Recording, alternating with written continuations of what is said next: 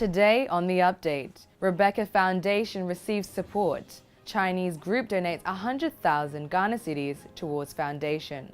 NRSC to establish 100 first aid posts, aims to minimize deaths caused by accidents.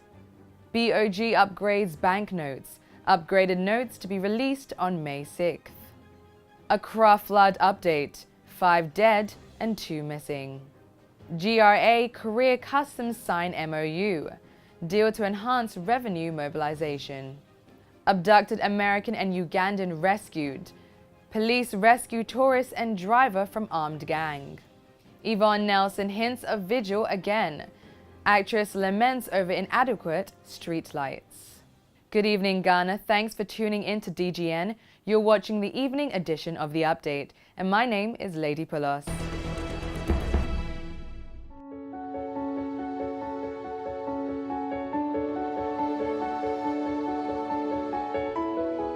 The First Lady Rebecca Akuffo-Addo's foundation has received 100,000 Ghana cedis support from Greenhouse International Development Ghana Limited, a Chinese group. The donation was made on Saturday at the launch of the 2019 Silk Road Language and Art Exhibition at the Confucius Institute, University of Ghana. It was made possible through the sales of paintings of 6 Chinese artists from the Chinese Behavioral Law Society.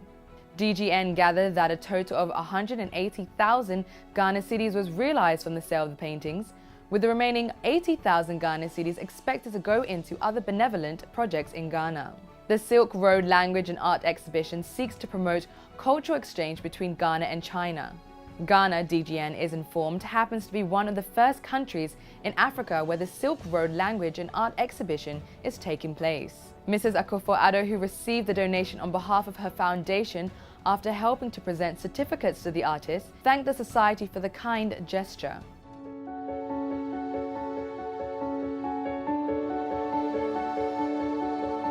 The National Road Safety Commission, NRSC, has started constructing a total of 100 emergency response and first aid posts along major highways in Ghana.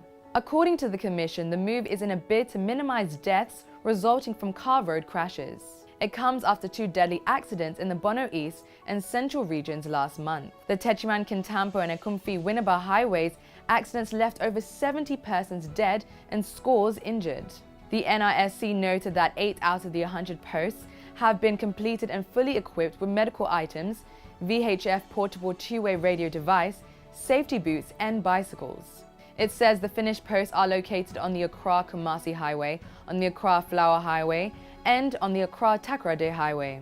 The 8 posts feed into major hospitals on the corridors of Accra-Kumasi, Accra-Aflao and Accra-Takoradi highways and have received funding from the World Bank under the Transport Sector Project. According to the NRSC, the posts are to respond to the needs of post-crash victims within the framework of the National Road Safety Strategy 2011 to 2020. The Commission says the posts will be managed by the Ghana Red Cross Society with the support from the National Disaster Management Organization (NADMO), St. John's Ambulance, Ghana National Fire Service, and the Ghana Police Service on a 24-hour basis. The Minister of Transport, Kwaku Afori-Asiamah, said the establishment of the emergency response and first aid posts was triggered by the lack of capacities of the Ghana Red Cross Society and the National Ambulance Service to deal with emergency response issues within the context of providing medical care for road traffic crash victims. The Minister has therefore called on corporate organizations and philanthropists to support the establishment of additional centers.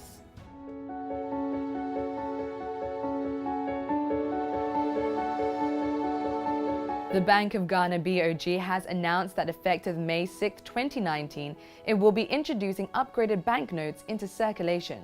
BOG, in a new release on April 8, 2019, says the upgraded banknotes will have enhanced security features in line with evolving changes in the technological landscape.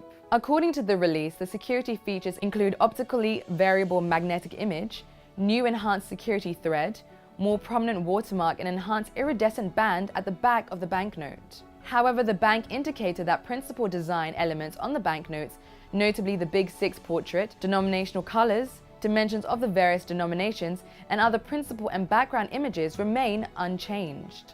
The release added that the upgraded and the existing series of banknotes will co-circulate, entreating the public to know the city and keep it clean.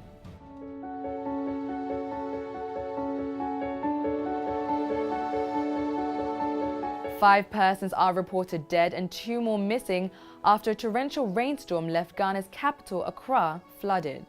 The National Disaster Management Organization, NADMO, confirmed the deaths after the Sunday evening 2-hour-long rains. Greater Accra Regional Director of NADMO, Archibald Kobina, told the media that those dead included a woman yet to be identified. Major parts of the city were virtually submerged under rainwaters, leaving many people stranded on April 7, 2019.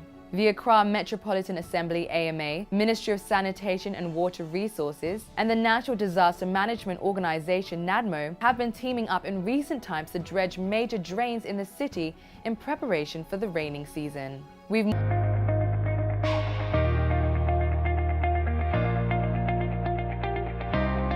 The Ghana Revenue Authority GRA and the Korea Customs Service KCS have signed an agreement to enhance revenue mobilization under the Unipass system. The Memorandum of Understanding is to allow for knowledge sharing and capacity building of Ghanaian customs officers on Unipass trade facilitation and customs management system.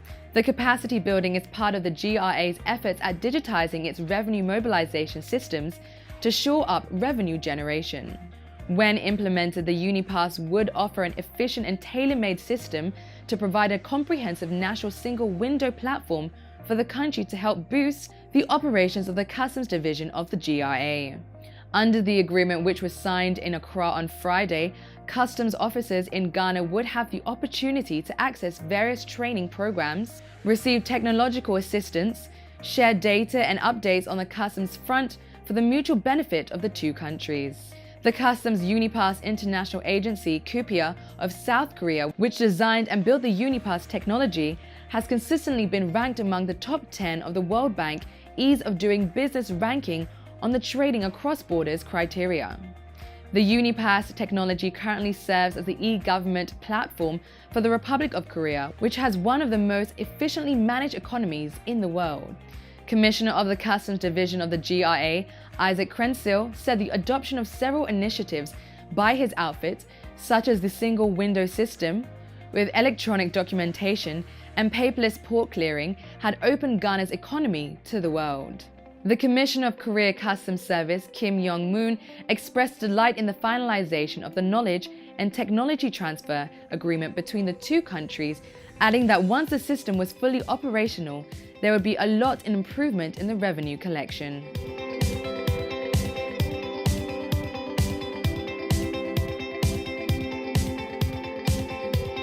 It's been reported by Ugandan government spokesman on Sunday that American tourist Kimberly Sue Endicott and her tour guide, who were abducted in Uganda's Queen Elizabeth National Park on Tuesday, have been rescued.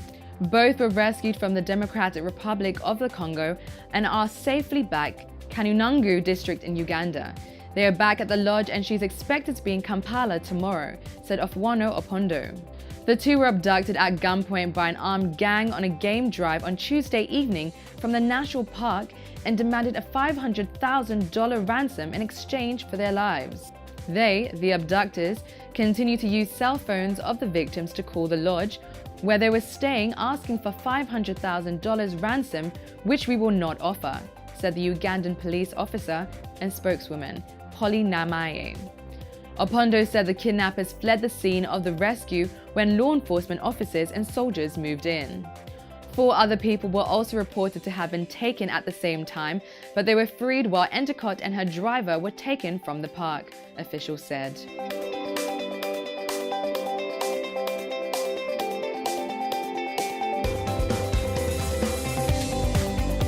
It seems actress Yvonne Nelson has had enough of the ongoing load-shedding situation. Thus, she has cautioned the government of a second vigil, and in all of its agitation, Yvonne cried about power outages in Ghana, which is never solved. The motorway is one of the most deadly stretches in the country, yet little has been done to it, and moreover, what is already in place is deteriorating. The motorway has been without streetlights for a long time now, and successive governments have all failed to do anything about it. Yvonne also took to her Twitter to complain about the streetlight problem and about the recent dumsor. Yvonne wrote on her Twitter her thoughts about her inability to understand how and why a road as deadly as the motorway was rid of lights. PDS has, however, come out to apologize for the inconveniences, and we, just like Yvonne Nelson, are waiting to see what will be done to address this.